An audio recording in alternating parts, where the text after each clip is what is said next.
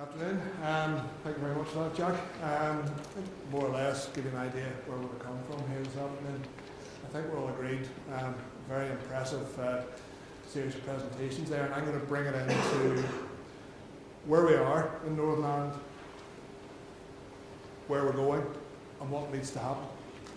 So we'll start with a man called Ronald Akkerman now. This man is involved in a state-of-the-art £14 million cheese co-op plant that's planned in North Wales. Now, Ronald's also known as the Flying Dutchman. Obviously not very happy that his country's not going to the World Cup playoffs, so unlike everyone else in this country, I think we're all agreed here, everyone, north and south, we're all going to the playoffs. But the Flying Dutchman, as he was known, was a big man in terms of influence. He had a very large milk pool in England once upon a time, and he sold his milk pool in 2007 to Meadow Foods. But as a part of setting this cheese plant up, he has actually issued a challenge. And what he has said is that British dairy farmers have never received the market value of the milk solids produced. And what he said, there's minimal, if any, correlation between prices paid to the farmer and what's achieved in the marketplace. And that's something we as an organisation, as a union, have felt that has been the case for quite a long time, and that is a challenge in itself. However, my presentation today, I've got one message on this challenge, and that should be, and this is what Ronald Akkerman himself said, dairy farmers should take charge of their own destiny. UFU position, make this very clear from the beginning. What we want to do is we want to open, and we want this debate to be frank. There's no hidden agenda. We want to build on from a dairy conference that we held in May 2016 in Lisbon, where basically we opened up the debate as far as volatility was concerned. Volatility is here to stay, and we think that this is the next logical step. People will say, well, why was there a 15, 16 month time lag? Well, Brexit, I think, sort of might have got everybody distracted a little bit, but I think it's opportune now that we have this next stage of the debate. The status quo needs to be challenged. However, first and foremost, what we want is a fair and transparent milk price that supports efficiency and profitability. I think everybody will be in agreement about that. A couple of observations about Northern Ireland dairy, and 85% of milk is exported. Predominantly we're manufacturing. These are all points that have been made before. The milk pricing structure is the single most important signal mechanism to farmers. And finally, currently the Northern Ireland pricing structure may not differentiate between high and low value milk. The current pricing system in Northern Ireland, currently producers with high solid content on average get less per kilogram of solids than those producing a more watery product. Northern Ireland has a fixation of volume. Our market is actually, as you look at it, it's more akin to a liquid market, despite the fact that such a small proportion of the Northern Ireland milk goes, in terms of product mix and utilisation, goes to liquid milk. I think it was Joe mentioned earlier on, it was a figure, it was actually quite a lot less than that we're led to believe in terms of volume. But that just gives you an idea of the challenges that we actually face going forward. I said this fixation of volume. I did this table, it was actually 2 years ago for a presentation I gave in England. And this is just to give you an idea about the rapid increase in volume that we had over a 20-year period. And this was from 1992 to 2012. And I've highlighted Northern Ireland in the middle. We'll have the Indies, New Zealand, China, rapid expansions. We look just below Northern Ireland here. We'll have the USA expanded during the same period of 33%, Germany 9%, ROI, now bearing in mind this was sort of pre-quota abolition and the expansion in the south, 2.4%, France down 7%, and notably GB down 6.1%. During this period, Northern Ireland's milk production increased by 50.1%. What that looks like is carried on, it's gone on to 2016. And you can see the purple line at the top. The purple line at the top shows us basically where production was last year. And obviously keeping with seasonality and whatever else, there's the common pattern to it. But what we can see is why we're hitting at 2.2 billion litres a year of milk produced. And that just shows you over that period from 2001. I mentioned volatility. just to give you an idea, this is since January 2009. I think somebody mentioned about the fact that since I've been in this job, there's been 5 price cycles. Just so you know, IFCN, German consultancy, mentioned the next one's going to start in early 2018, so just to make everyone aware of that. But there we have it. A roller coaster, as somebody described it, as a heart attack on a page. I think pretty much this sums it up. And the latest figure being July 2017. Notice, just a bit of a plug here for our lobby, a noticeable difference between the Northern Ireland price and the EU average price. Getting into some of the chemistry, if you want, the physical chemistry status of cow's milk. Moisture, 87.5%, and then we come into the fats, proteins, etc. And this is a figure that's sort of pretty much known amongst the industry. However, as far as Northern Ireland's concerned, again, it was Joe mentioned, here we have the figures for the last year. These figures haven't changed since 2002 in terms of butterfat average, protein average.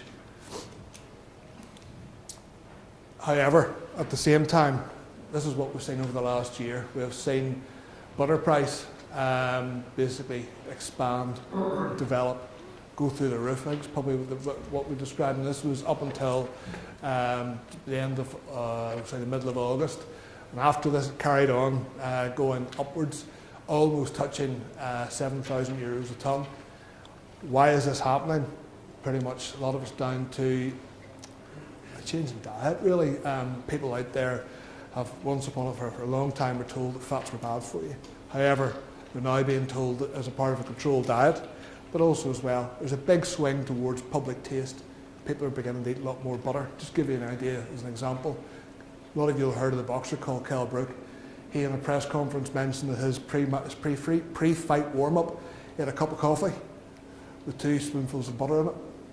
So it just shows you that basically attitudes are changing. People are seeing the nutritional value of fat and also protein.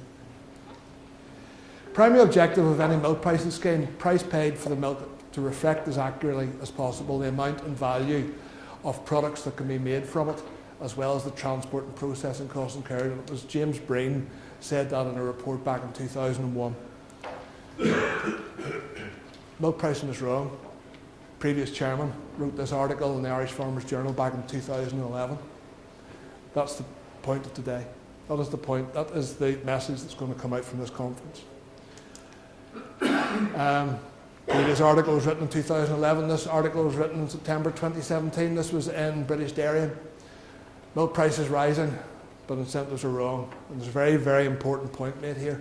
The point is made, and this could be an alarm bell going forward unless we actually do something about this.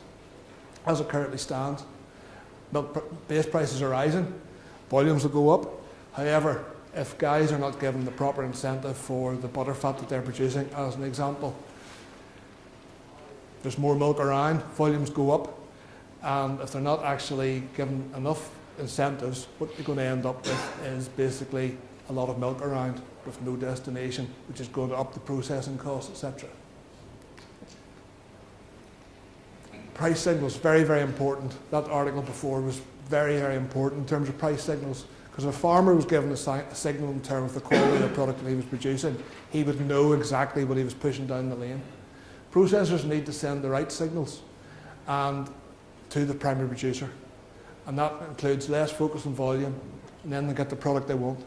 Already there's been moves across the water. We heard that Barbers made an announcement that they were going to pay more for a fraction of the product that they produce, or that the farmer produces. But the question for today is, can we evolve a payment system where the farmer is paid for the milk quality, also known as component pricing? Processing higher compositional quality milk. Milk with a low compositional quality costs more to process. The yield per litre of milk processed increases with higher compositional quality. Also costs less per tonne to manufacture than to transport the product. So there's gains for both processor and farmer.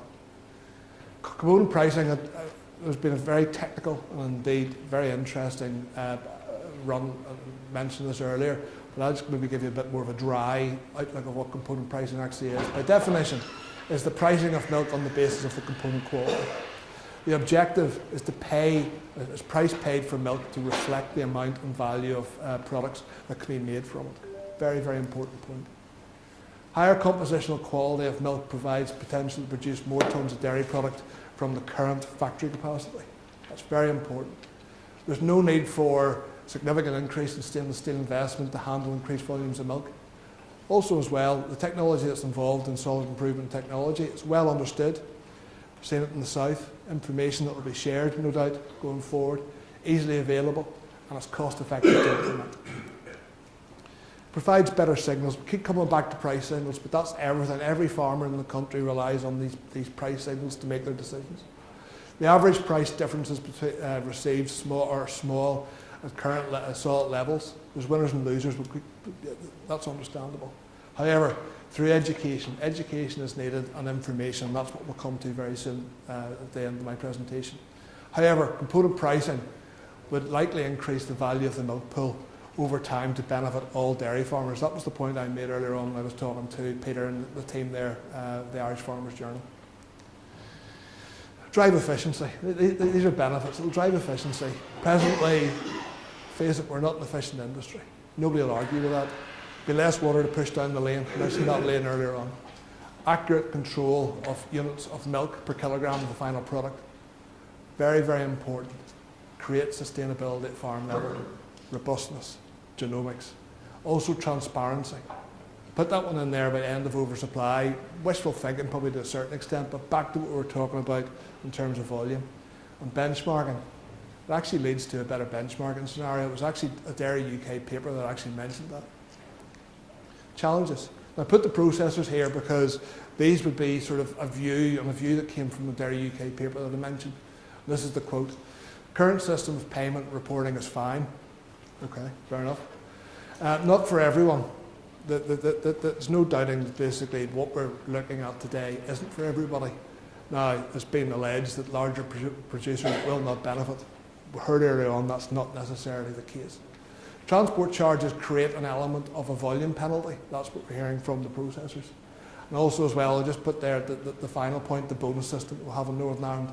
The bonus system does almost cloud the waters a little bit, but just make a point there that those are not actually changing this year, the same price as what they were last year. Very important graph. This shows milk production over a 3-year period between Northern Ireland and Republic of Ireland. The upside down V, if you want to call it that, at the top is the milk production in the south. Northern Ireland, that relatively flat. All to do with the product to value ratio, to value ratio. And why we're showing this is very, very important. Basically, one of the points that is made is we can't bring in the system that we're talking about because certain dairy companies do rely upon winter milk, and that is the reason why. Processors who produce fat or protein-based products, pricing schedules reward breeding or feed input, which results in increased fat and protein in their milk. Now I put this line here at the bottom, yet the figures illustrated today, figures that were shown by Lawrence there 10 minutes ago, are robbing Peter to pay Paul. That was the general feeling. That was the feeling throughout the industry, and it was a point that was made by James Campbell back in 2014. The challenges we face going forward. Estimating component values. This is very, very important. Values vary according to the product mix, we know that. Different products contain different milk component proportions, and there's varying processing costs within there. We'll come back to that. Acknowledge the reality of what is ahead. There are barriers out there. There's no instant fix, and it could take years to implement. In terms of what next, board members who sit on the dairy co-ops and the processing companies, they need to get the ball rolling, generate discussion, needs to start at the top. Need to call on Dairy UK to engage. We will be, as soon as this conference is over, we will be speaking to Mike Johnson to get the debate going on this. Do the sums. Now the next slide is very important in terms of this, but an analysis needs to take place. Producers need to see what the results are. Lawrence had the figures up on the screen, and would it not be a good idea to maybe get those figures put as a result of the analysis that takes place specifically in Northern Ireland, get the figures put onto the milk check so the farmer can actually see the results, comparing what he's getting under his current system compared to what he may get under a component pricing system. And finally, education. Come back to that again. Education is crucial. Said the further analysis, this is what needs to take place if this is going to be a reality. Conduct an investigation of milk pricing options for Northern Ireland. See what's available.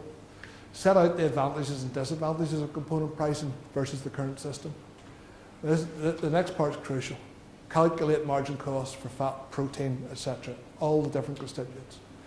And see what the effect would be on the product mix in terms of seasonal supply pattern and the compositional improvement on milk processing values.